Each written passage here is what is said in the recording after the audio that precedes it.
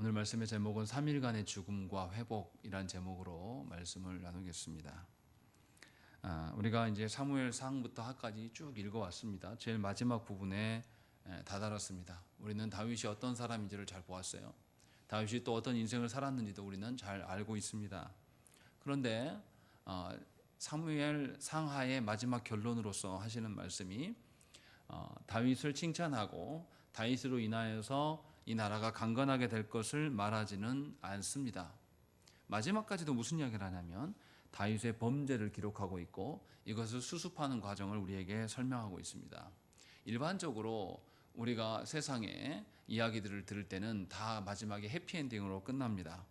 그래서 이런 것을 우리가 기대하는 것이죠. 또 그렇게 기대하는 사람은 누구를 보냐면 성경을 통해서 사람 다윗을 쳐다봅니다.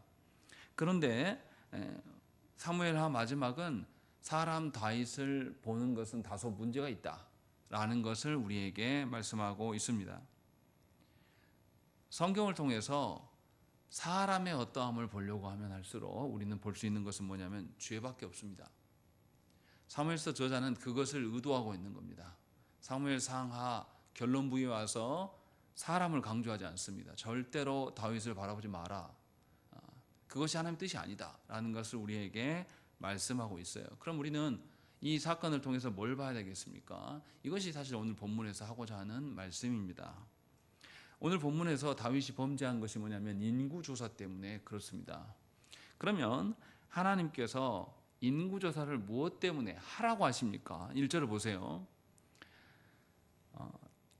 가서 이스라엘과 유다의 인구를 조사하라 하신지라 라는 것이죠. 하나님이 먼저 시키셨어요. 그런데 왜 하나님 이렇게 하셨냔 말이죠. 인구조사 안 시켰으면 이럴 일 없을 텐데 우리는 이렇게 생각할 수 있습니다. 세상 나라에서 세속 국가에서 인구를 왜 조사합니까? 인구를 조사하는 것은 그 나라의 군사력을 확인하려고 하는 거예요. 그 나라의 힘을 확인하려고 하는 거죠. 우리나라도 어떻습니까? 인구 절벽의 시대가 왔다 할 때 항상 뒤따르는 게 뭐죠? 군대 갈 사람이 없다. 또 두 번째는 뭔 이야기 하죠? 경제 이야기를 합니다. 경제 인구가 없다라는 이야기를 하는 것이죠. 그래서 앞으로는 향후 몇 년 후에는 청년들 한 명이 노인들 몇 명을 먹여 살려야 된다. 막 이런 거를 생각하는 거죠. 그러니까 세상 나라 사람들의 인구조사의 개념은 어떤 거냐면 군사력과 경제력입니다. 그래서 세상 고대에서도 인구를 파악하는 것은 군사력과 그들에게서 세금을 걷어가기 위해서 그런 목적으로 인구조사를 합니다. 그런데 하나님께서 세우신 이스라엘 백성들, 이 언약 백성들에게 인구조사는 그런 의미가 아닙니다. 하나님께서 그러한 목적으로 인구조사를 하라고 하지 않았어요. 출애굽기 30장에서 무엇 때문에 인구조사를 하는지를 구체적으로 밝히셨습니다. 먼저 생각해 보십시다. 이스라엘 백성의 수는 항상 변동될 수밖에 없어요. 왜냐하면 계속 출산하고 죽는 자가 있기 때문에 변동될 것이고, 우리가 말씀을 통해서 보았지만 이스라엘 백성들은 또 누가 유입됩니까? 이방인들이 회심하고 유입되는 경우도 있어요. 그래서 이스라엘의 인구는 항상 가변적입니다. 확인해야 될 필요가 있어요. 근데 뭐 때문에 하냐 이 말이죠. 말씀 한번 찾아보시죠. 출애굽기 30장의 말씀입니다.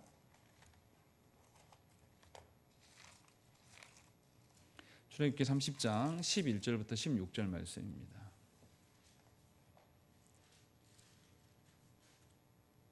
제가 먼저 11절 읽겠습니다. 여호와께서 모세에게 말씀하여 이르시되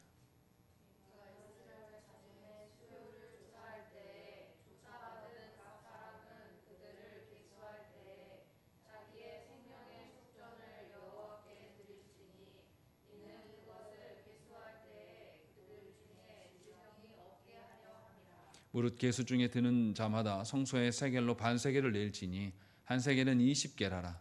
그 반세겔을 여호와께 드릴지며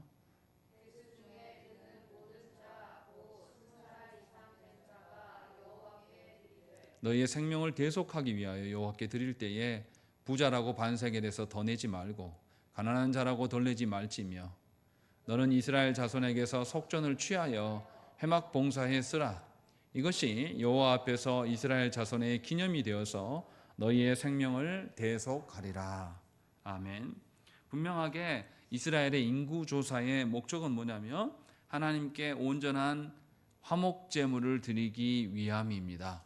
반복되는 이야기 뭐냐면 대속 때문이다라고 말씀하고 있어요. 다시 말하면 다 죄인들인데 하나님께서 그들에게 성전세를 받으심으로 말미암아, 성전세를 받는 목적은 뭡니까?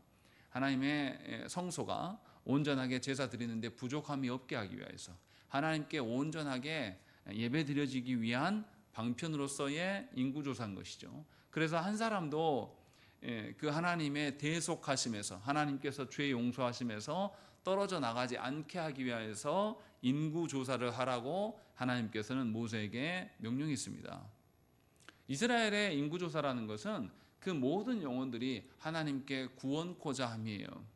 하나님의 언약 백성 됨을 확인하려고 하는 행동이 인구조사입니다.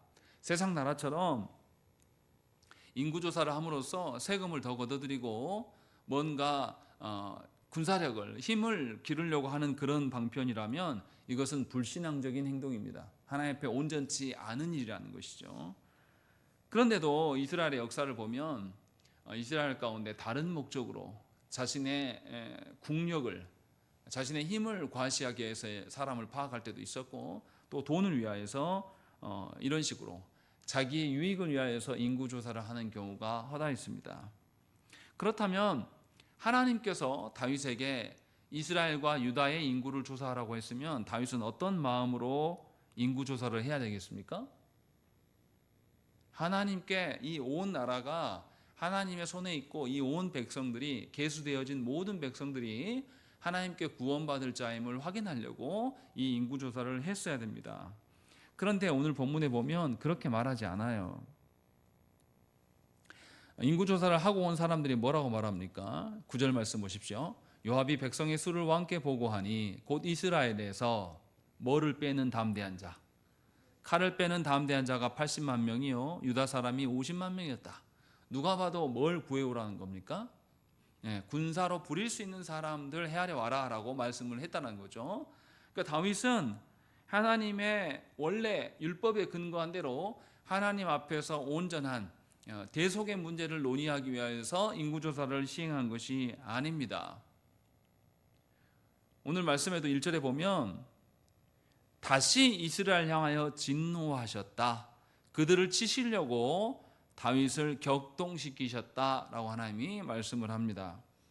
똑같은 본문이 똑같은 사건에 대해서 기록한 것이 역대상 21장에 나타납니다. 거기는 뭐라고 써져 있냐면 사탄이 일어나 이스라엘을 대적하고 다윗을 충동하여 이스라엘을 계수하게 하니라, 이렇게 말씀합니다.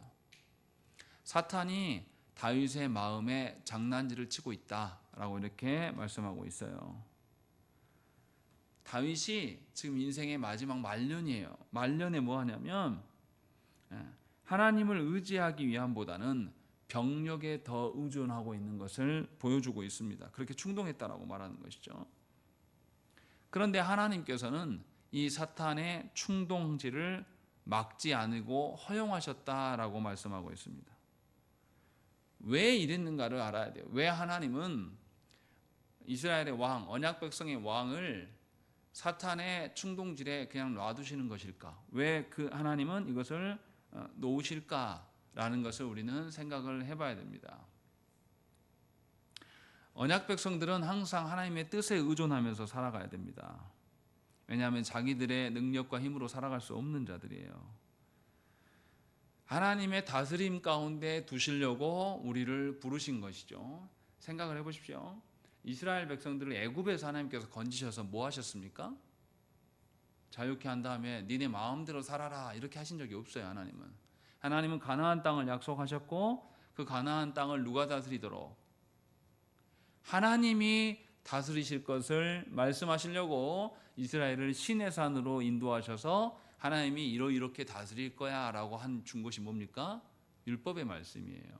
너희 가면 이렇게 살아야 돼. 니네 마음대로 사는 거 아니고 니네끼리 합의돼 가지고 니네끼리 법을 만들어서 니네가 사는 게 아니라 그 법을 누가 주시는 거예요? 하나님이 주시고 하나님께서 너희들 가운데 함께 하신다라는 걸 보여주기 위해서 성막을 만들어서 이 가나안 땅에 들어가는 과정에서도 누가 먼저 앞서가십니까? 하나님께서 먼저 앞서가시고 그 땅을 정복하고 나아갈 때도 누가 하십니까? 하나님께서 행하시는 것을 먼저 보여줘요. 그래서 이스라엘 백성들은 가나안 땅을 그런 식으로 받았단 말이죠. 다시 말하면 하나님의 다스리시는 그 나라, 하나님이 다스리심, 어떻게 다스리냐면 하나님의 다스리시는 방편을 알려주는 것이 뭐냐면 언약입니다. 그 언약을 근거하여서 하나님 나라가 세워져 가는 그런 백성으로 하나님께서 우리를 부르셨다는 것이죠. 그래서 하나님께서 이 이스라엘 백성을 보존하시는 방식은 세상 나라와 달라요. 우리는 어떤 식으로 하나님이 돌보실 거라고 생각하냐면 내 생각대로 생각을 합니다. 내가 지금 돈이 없으면 하나님이 돈 주셔서 나를 지키실 것이다. 내가 건강이 부족하면 하나님 나를 치유하여서 지키실 것이다.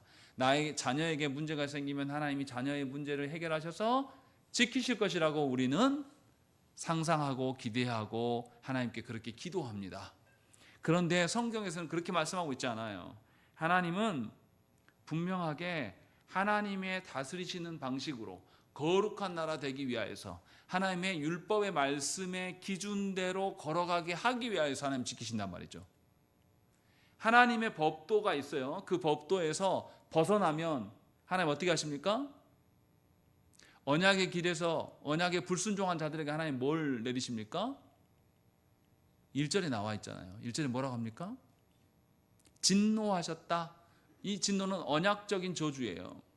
언약에서 벗어난 자를 진노하여서 다시 어느 길로 돌아오게 하는 것, 언약의 길로 돌아오게 하는 것이 하나님이 지키시는 방편이에요. 우리는 먹고 사는 거, 육신의 강건한 것, 사람들과의 관계가 좋은 거, 뭐 이런 거를 우리가 하나님께 지킬 거라고 우리는 상상을 합니다. 그런데 하나님은 그것을 관심 없어요. 이 땅에서 우리가 좀 더 잘 먹고 사나, 좀 더 뭘 먹고 사나, 이거 중요하지 않단 말이에요. 하나님 입장에서는 뭐가 더 중요해요?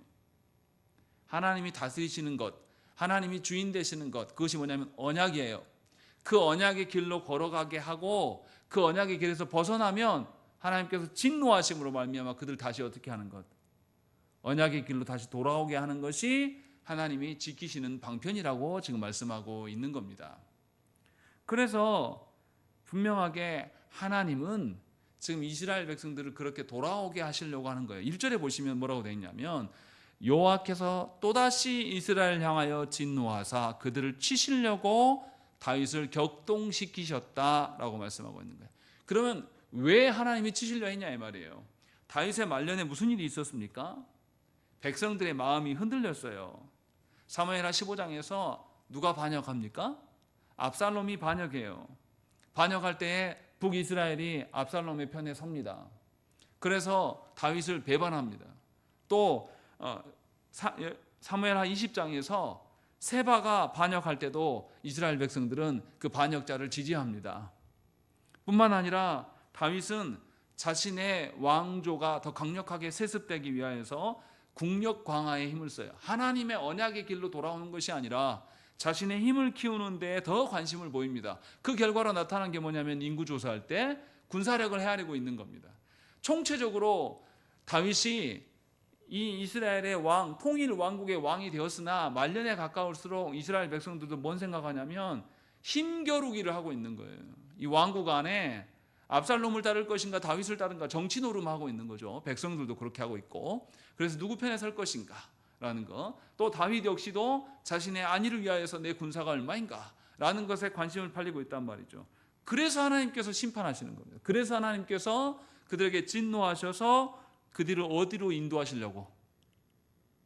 언약의 길로 다시금 복원시키시려고 하나님이 진노하고 계신다.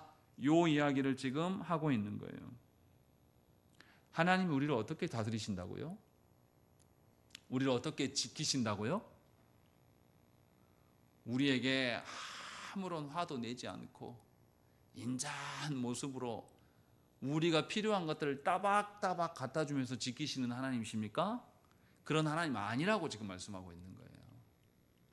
하나님이 인도하심이라는 것은 세상의 어떠함이 아니에요. 하나님이 정해놓은 법도대로 그 언약의 방식으로 누가 다스리시는, 하나님이 다스리시는 그 길을 따라가게 하시기 위함이에요. 하나님이 다스리시는 그 길에서 우리가 조금 벗어나면 하나님 어떻게 하신다고요? 우리를 심판하시고 징계하심으로 말미암아서 하나님의 진노를 보이셔서 다시금 하나님의 길로 돌아오게 하고 더 이상 하나님의 길에서 떠나지 않게 하시려고 하나님은 우리를 지키십니다. 그것이 하나님의 지키심이에요. 그러니까 이스라엘 백성들의 마음이 하나님으로부터 점점 떠나가니 하나님이 의도적으로 진노하시려고 사탄이 다윗의 마음을 충동질하는 것을 하나님이 허락하신 겁니다. 그것이 사무엘하 마지막에 나타나고 있어요. 이 말의 의미가 무엇인지 잘 생각해 봐야 됩니다. 우리는 다윗이 훌륭해서 비록 잠깐 밧세바하고 간음했지만 하나님이 다 수습하셔서 이제 다윗이 온전한 사람이 됐고 이제 그래서 해피엔딩 좋아 이렇게 이야기가 끝나면 좋을 것 같단 말이죠. 그런데 사무엘서에는 그 이야기하고 있지 않아요. 천하의 다윗도 어떤 사람이다. 스스로 설 수 없는 인간이다. 천하의 다윗도 그러한데 너희는 어떻겠냐. 천하의 다윗도 그런데 너희는 어떻게 살아야 되겠느냐 라는 것을 우리에게 지금 묻고 있는 겁니다. 그래서 다윗이 어떻습니까? 다윗이 자신의 범죄함을 그냥 하나님께서 그냥 내버려 둔 게 아니에요. 다윗이 인구조사를 하니까 요압이 뭐라고 말합니까? 3절 말씀을 읽겠습니다. 시작.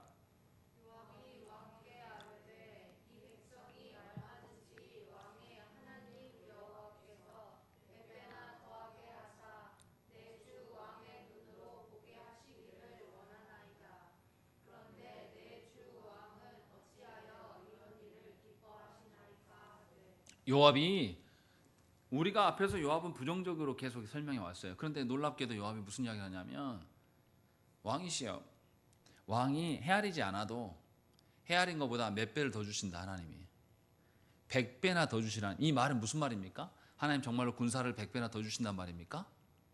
아니요. 100배, 1000배, 10,000배 더 강력한 누가 계신다. 하나님이 계시는데 뭐라고 군사력을 셉니까? 라고 지금 요압이 심각하게 우려하고 있고 다윗에게 돌아보라고 이야기합니다. 그래서 어찌하여 이런 일을 기뻐하십니까? 이게 과연 하나님 앞에서 기뻐하시는 일입니까? 라는 것과 같은 질문을 지금 하고 있는 거예요. 분명하게 요압은 정당한 지적을 합니다. 그런데 다윗이 어떻게 합니까? 4절 말씀 왕의 명령이 요압과 군대 사령관들을 재촉한지라 라고 되어 있습니다.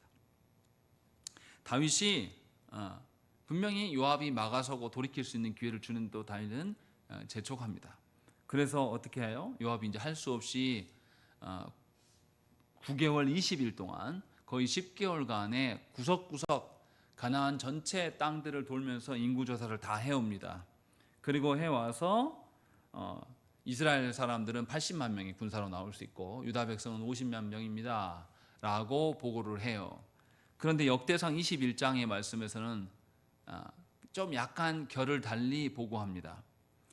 21장 6절 말씀에 요압이 왕의 명령을 마땅치 않게 여겨 레위와 베냐민 사람은 계수하지 아니하였더라 라고 말씀합니다. 요압이 분명하게 다윗이 옳지 않게 행동하고 있음을 알아서 베냐민 지파와 레위 지파는 계수하지 않았다라고 성경은 분명하게 밝혀요. 그러니까 다윗의 인구조사가 옳지 않은 것을 누가 가장 잘 알아요? 다윗의 수하가 제일 잘 아는 것이죠. 평생 동안 함께했던 그 사람. 그래서 분명하게 다윗이 문제가 있음을 성경은 지적을 하고 있습니다. 그런데 다행스러운 건 뭐냐면 어떻게 해서 다윗이 회개했는지는 알 수 없지만 회개했다라고 이야기를 해요. 10절 말씀 보세요. 10절 읽겠습니다. 시작.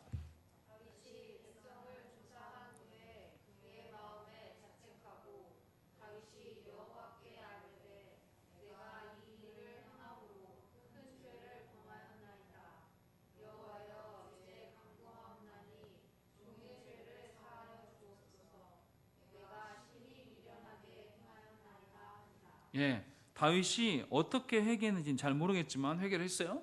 그리고 하나님께 죄의 용서를 구합니다. 회개 기도하는 거죠. 우리는 이쯤 되면 뭘 기대합니까? 사랑의 하나님이 우리가 회개했기 때문에 어떻게 하신다?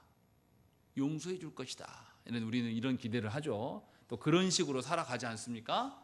그런데 하나님은 그냥 용서하지 않으십니다. 다윗의 범죄에 반드시 대가를 치르셔요. 그래서 선지자 갓을 보내서 세 가지를 선택하라고 이야기합니다. 뭘 선택하라고 합니까? 13절 말씀 읽겠습니다. 시작.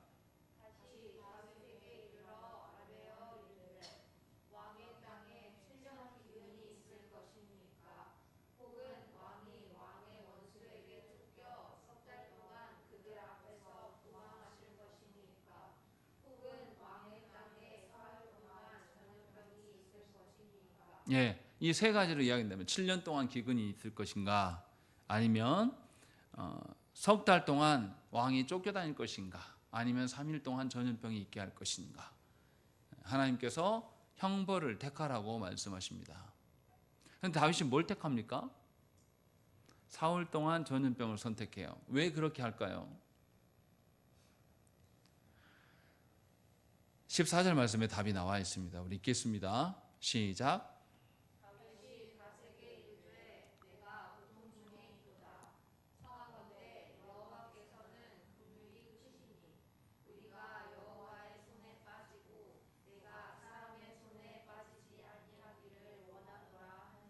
예, 지금 무슨 이야기냐면 다윗이 하나님이 3일 동안 전염병을 치시겠다라는 것에 자기가 선택을 해요. 왜냐하면 내가 하나님의 손에 의한 징계를 받는 것이 좋지 사람에 의한 징계를 받는 것이 옳지 않다라고 이야기한단 말이죠. 그러면서 하나님은 긍휼이 많으신 분이다라고 이야기를 해요. 무슨 말입니까? 하나님 앞에서 형벌을 받는 것도 누구를 의지하고 있습니까? 전적으로 하나님을 의존하는 태도로 다윗이 전환하고 있는 것을 우리에게 보여줍니다. 하나님의 진노를 하나님께서 징벌하시는데 다윗이 7년 동안 기근의 문제를 다루면 어떻게 되겠습니까? 이스라엘 백성들이 7년 동안 견뎌내야 돼요. 그리고 그 가운데 무슨 일이 생기겠습니까? 먹을 게 없어지면 뭔 문제가 생기죠? 하나님과 나와 사이의 문제만이 아니라 사람들끼리 문제가 생겨요. 이제 약탈이 문제가 생길 것이고 서로 잡아먹는 일이 생길 것이고 이런 일이 있단 말이죠. 잘못하면 사람이 일로 전락할 수 있어요. 또 어떻습니까? 석 달 동안 도망자의 삶. 이렇게 되면 왕이 또 도망다니기 시작하면 이 나라가 무슨 싸움을 하게 됩니까? 누구 편에 설 것인가가 또 이 나라 안에 혼란이 올 겁니다. 이미 그것 때문에 하나님께 징계를 받고 있는 거거든요. 압살롬의 반역과 세바의 반역 앞에 섰을 때 사람들이 이리 붙었다가 저리 붙었다가 헤매이는 그 모습, 누구 편에 설 것인가를 계속 고민했던 것들. 다윗이 이것을 시험거리로 더 이상 만들지 않고 회개거리, 하나님 앞에 온전하게 회개할 수 있는 방편이 무엇인가 고심하면서 3일 동안 하나님이 전염병을 주셔서 우리를 치시는 것을 선택을 합니다. 그리고 하나님께 맡겨요. 긍휼의 하나님, 하나님이 원대로 치십시오 라고 하면서 맡기는 모습을 보여줘요. 그때 하나님께서 어떻게 합니까? 15절 말씀 보시면 여호와께서 그 아침부터 정하신 때까지 전염병을 이스라엘에게 내리시니 단에서부터 브엘세바까지 백성이 죽은 자가 7만 명이었다라고 밝힙니다. 다윗이 군사를 원했어요. 그런데 하나님은 그 군사를 무려 7만 명이나 3일 만에 다 죽입니다. 그래서 다윗의 소망이 허탄한 것이다, 아무런 의미가 없다는 것을 하나님께서 확증해 주시는 것이에요. 근데 하나님은 그걸로 끝나지 않아요. 하나님은 그 일로 끝나지 않고 16절 말씀 보세요. 천사가 예루살렘을 향하여 그의 손을 들어 멸하려 하더니 라고 되어 있습니다. 예루살렘을 하나님께서 천사를 통하여서 심판하실 것을 지금 말씀하고 있는 것이죠. 그때 다윗이 어떻게 합니까? 여호와께서 이 재앙 내리심을 뉘우치사 백성을 멸하는 천사에게 이르시되 족하다, 이제는 네 손을 거두라 하시니 여호와의 사자가 여부수 사람 아리우나의 타작 마당 곁에 있는지라. 다윗이 백성을 치는 천사를 보고 곧 여호와께 아뢰어 이르되 나는 범죄하였고 악을 행하였거니와 이 약무리는 무엇을 행하였나이까? 청하건대 주의 손으로 나와 내 아버지의 집을 치소서 하니라 라고 했습니다. 다윗이 이 약무리든 잘못 없습니다. 예루살렘을 죽이지 마시고 차라리 나와 내 가정을 치십시오 라는 태도를 보인다는 것입니다. 이게 지금 좀 이상한 게 갑자기 나왔어요. 다윗이 뭔가 누구를 위해서 대신 죽겠다라는 표현이 나타납니다. 사람이 누군가를 위해서 대신 죽을 수 있습니까? 대신 죽을 수 없어요. 그런데 사무엘서 저자는 지금 다윗이 그 모습을 보여준다라고 설명을 하고 있습니다. 그때에 18절 말씀에 이날에 가시 다윗에게 이르되 그에게 아뢰되 올라가서 여부 사람 아리우나의 타작마당에서 여호와를 위하여 제단을 쌓으소서 하며 라고 되어 있습니다. 다윗이 뭔가 누군가를 위해서 대신 죽겠다라고 하자 하나님께서 예루살렘 멸망을 거두시고 그 다음에 뭐라고 하냐면 하나님께 제사를 드리라고 합니다. 왜 제사를 드리라고 합니까? 제사를 드린 대가로 하나님 용서해 주시겠다 이런 뉘앙스입니까?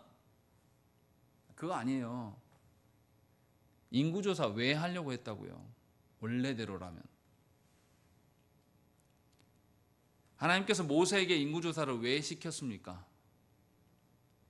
대속의 문제를 다루기 위해서, 이스라엘 모든 백성들의 구원의 문제를 다루기 위해서. 원래 그것이 인구조사의 목적이에요.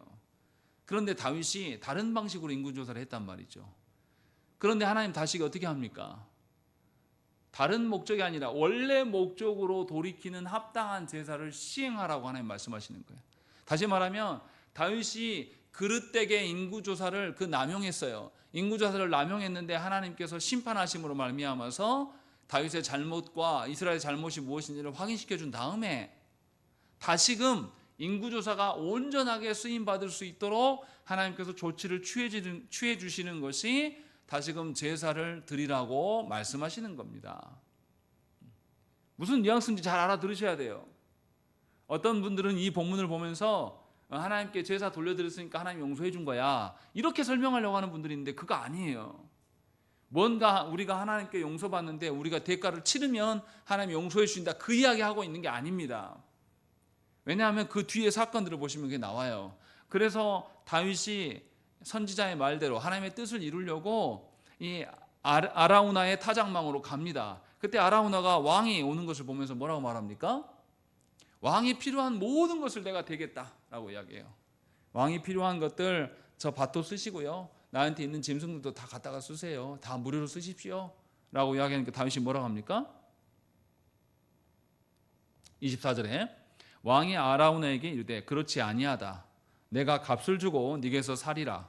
값 없이는 내 하나님 여호와께 번제를 드리지 아니하리라 하고 다윗이 은 50세겔로 타작 마당과 소를 사고 그곳에 여호와를 위하여 제단을 쌓고 뭐를 드렸다?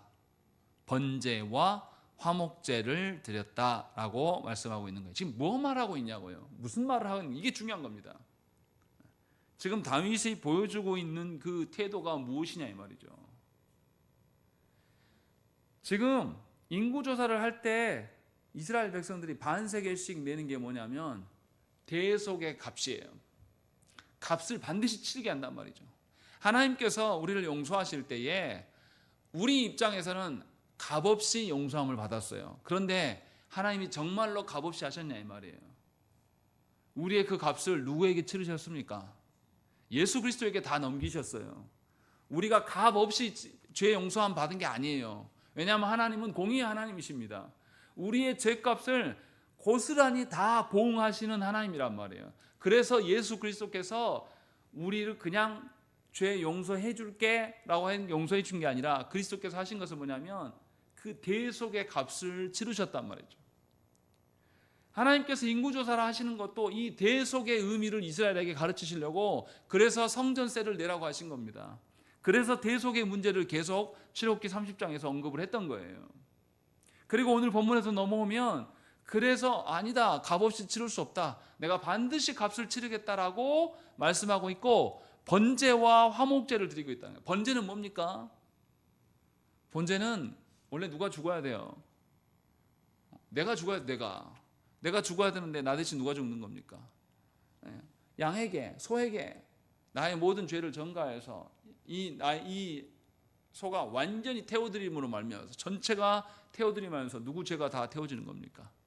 내 죄가 태워지는 거예요.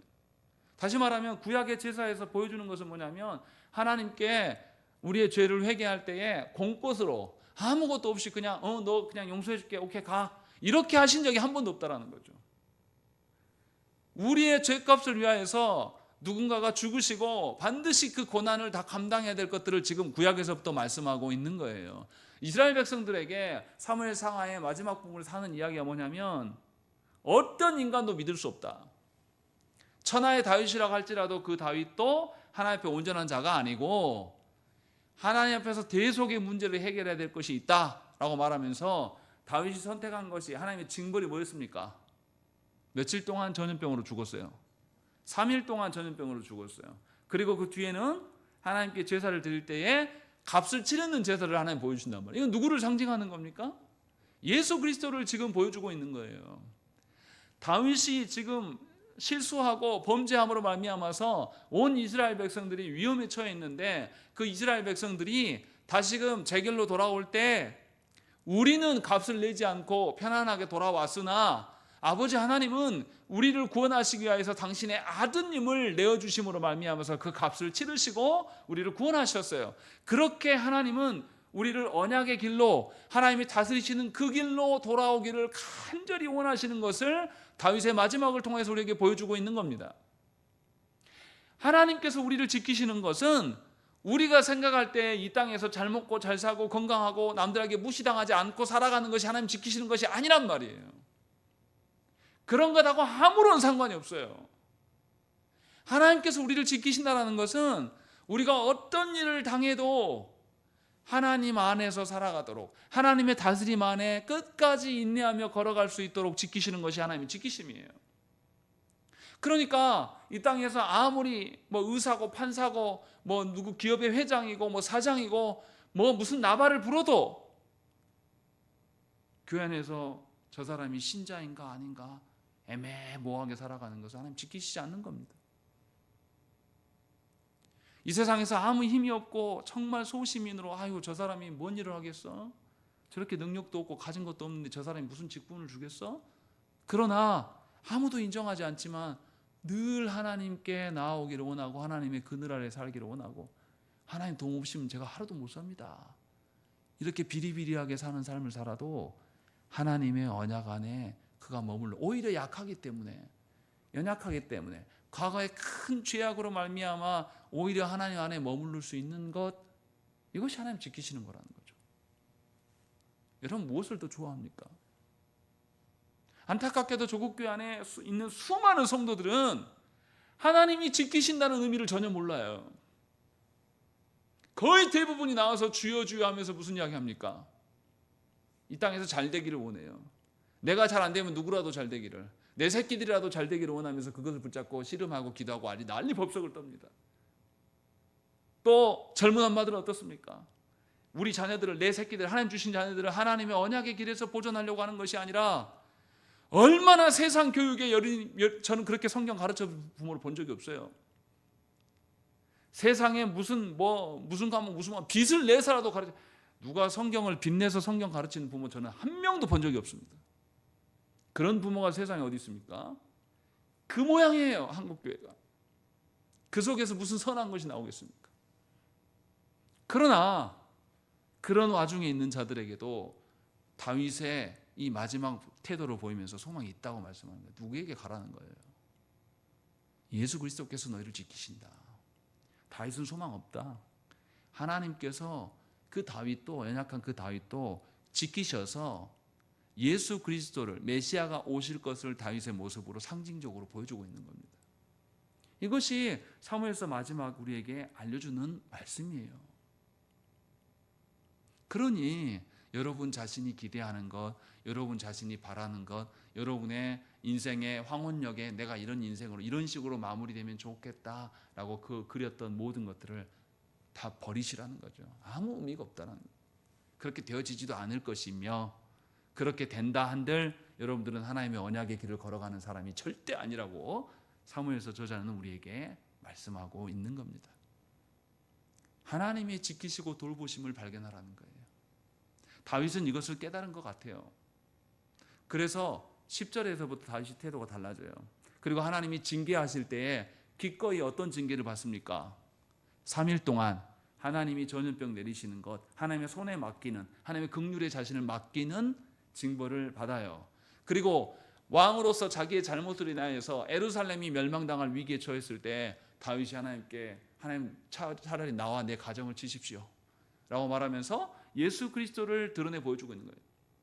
지금 다윗의 모습은 예수 그리스도를 상징적으로 보여주는 것이고, 그래서 다윗이 값을 치르고 이 제사를 시행함으로써 다윗은 지금 개인적으로 이 제사를 시행하는 게 아닙니다.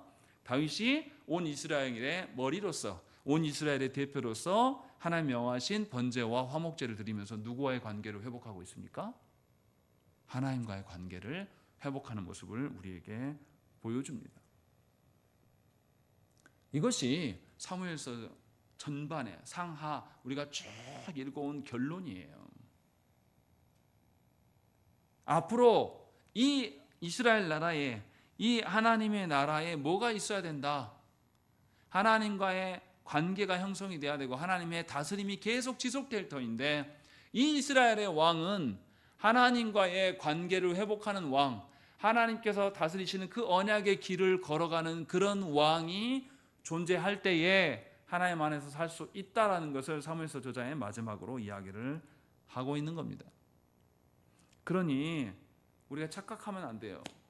왜 마지막에 우리는 마지막이 흥왕하고 뭔가 마지막이 거대하고 풍성해지기 원하냐. 저도 제가 후회하는 기도 중에 하나가 제가 중학교 3학년 때 기도원에 가서 은혜를 받은 적이 있습니다.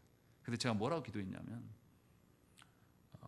하나님 20대 때는 실패만 하게 해주세요. 하나님 30대 때는 실패해서 조금 줄어들게 하시고 40대 때는 이제 조금 사람 노릇하게 해주세요. 50대 때는 드디어 이제 하나님 앞에서 할 일을 좀 하게 하시고 60대 때는 꽃을 확 피게 해주시라고 멍청한 기도를 한 적이 그렇게 기도를 한 적이 있습니다. 그게 멋있는 거라고 생각했어요 그때는. 왜냐하면 제가 보니까 사람들이 말년에 가서 다 타락하더라고요. 사람들이 마지막에 가서 다 타락하는 그게 제일 추해 보이더라고요. 제 중학교 때 생각에. 그래서 그렇게 기도한 적이 있습니다. 근데 하나님은 그렇게 하나님 말씀하지 않아요 지금. 어느 누구도 다윗 보세요. 마지막에 화려하고 멋있습니까? 아니요, 하나도 멋있지 않아요. 다윗이 믿을만 합니까? 아니요, 하나도 믿을만 하지 않아요. 다만 하나님께서 은혜를 베푸셔서 이스라엘을 징계하십니다. 다윗의 마지막에 이스라엘의 마음이 어떻게 정치적으로 다 마음이 갈리워져 있어요. 다윗이 아니라 자기는 누구를 따랐습니까? 내 친척들 중에 한 무리는 압살롬을 따랐고 한 무리는 또 세바를 따른 사람들이 있어요. 그리고 나는 신사참배 안 했어. 나는 다윗만 쫓았어 하면서 이런 마음이란 말이에요. 이 이스라엘이 다윗의 말년에. 그러면 이스라엘이 하나가 되겠습니까? 이스라엘 마음이 다 제각각이에요. 그런데 하나님 무슨 이야기 하냐면 지금 왕 다윗이지. 그런데 그 다윗을 따르는 것이 하나님 앞에서 온전한 것이 아니야. 니네 그런 마음이기 때문에 하나님 의도적으로 뭐 하시는 거예요? 다윗을 범죄케 하심으로 말미암아서 그들을 징계하시고 계시는 거예요. 이 온 길에서 이스라엘 전체가 벗어나니까 이스라엘의 우두머리인 다윗을 징계하심으로 말미암아서 쳐요. 그래서 7만 명이나 죽습니다. 그래서 나머지들 어떻게 해요? 다시금 하나님의 언약의 길로 압살롬도 아니고 세바도 아니고 다윗도 아니고 누구다? 하나님이시다라는 것을 알려주고 있는 거예요. 그러니까 지금 사무엘서 저자에서 사무엘을 쭉 읽고 나서 다윗 최고, 압살롬 나쁜 놈, 우리아는 피해자, 뭐 이런 식으로 읽으라고 하나님 말씀하신 게 절대 아니에요. 사무엘서 전반에 나온 모든 사람들은 하나님 앞에 다 불완전한 존재들입니다. 어느 누구 하나도 하나님 앞에 온전하게 설 수 있는 인간이 하나도 없다고 말씀하고 있는 거예요. 그러니 우리는 우리를 믿는 것이 아니라 하나님의 선하심, 하나님의 긍휼이 많으심을 믿고 따라가셔야 되는 거예요. 그것이 사무엘서의 결론이라고 우리에게 말씀하고 있는 거예요. 하나님 나라, 하나님의 왕국은 하나님이 친히 지키시는 그 나라가 될 터인데 그 나라는 하나님께서 지키시는 방법, 언약의 복과 저주로 우리를 다스리시는 그 하나님이시다라고 말씀하고 있는 거예요. 그러니 언약적 저주를 받는 것이 우리에게 복입니까? 복이 아닙니까? 대답을 하세요. 사무엘서 이제 마지막 결론입니다. 언약적 저주를 받아서 하나님께 징계받음이 우리에게 복이에요? 복이 아니에요? 복이라고 말씀하고 있는 겁니다. 다윗의 마지막을 이렇게 장식하면 그 다음 왕들은 뭐 보겠어요? 다윗 보겠습니까? 하나님 언약을 보겠습니까? 하나님은 우리에게 언약적 복만 주시는 분이 아니에요. 하나님 우리에게 언약적 저주와 징계를 내리심으로 하면서 다시금 어떻게 하도록 언약의 길로, 하나님이 다스리는 길로 돌아오게 하시는 그것을 지키시는 것이라고 우리에게 말씀하고 있는 거라는 거죠. 여러분 무엇을 지키고 싶습니까? 여러분들 무엇 때문에 신앙생활 하십니까? 여러분들 무엇을 위해서 기도하시고 무엇이 여러분들의 소원입니까? 하나님 앞에 잘 돌아보셔야 돼요. 과연 내가 무엇을 꿈꾸며 교회에 와 있는가? 어떤 사람들은 우리 교회가 잘 되기를 바라요. 사람이 많아지고 헌금이 많아지고 힘이 써지기를 바라요. 정말 우리 교회가 사람이 많아지고 힘이 많아지면 우리 교회가 강건해질까요? 저도 그런 마음이 있어요. 성도가 늘지 않고 떠나가고 헌금이 줄어들고 하면 왜 저라고 위기의식을 안 느끼겠습니까? 그런데 하나님은 우리에게 말씀하시는 거예요. 하나님이 지키심은 그러한 것이 아니다. 하나님의 지키심은 말도 안 되는 상황 속에서 우리를 어디에 있게 하시는 거예요? 하나님의 다스림 가운데 두게 하시는 거예요. 오히려 나약해지고 힘이 없어지고 연약하기 때문에, 내가 무능하기 때문에 하나님만 의존할 수 있는 것이 진짜 복입니다. 하나님이 우리를 약하게 하시는 데는 분명한 이유가 있을 거예요. 우리에게 어떻게 하라고? 우리 자신을 부인하고 온전히 하나님께 돌이키라고 말씀하고 계시는 것입니다. 분명하게 하나님은 우리를 지키시기 위해서 아드님을 죽이셨습니다. 사흘 동안에 하나님이신 그분을 죽음 가운데 두셨어요. 그리고 나서 그가 부활하심으로 말미암아서 우리를 하나님 나라로 이끄셨단 말이죠. 놀라운 반전의 하나님이신 것이죠. 하나님의 손에 저와 여러분들이 있습니다. 바라기는 하나님의 돌보심에 거하시기를 위해서 기도하셔야 됩니다. 이 땅에 살아가는데 남편이, 자식이, 내 친구가 나를 괴롭게 하는 것이 오히려 복이에요. 누구를 의지하라고? 하나님밖에 의지할 곳이 없구나 라는 것을 알게 하시는 하나님의 부르심 앞에 응하시기를 간절히 축원합니다. 함께 기도하겠습니다.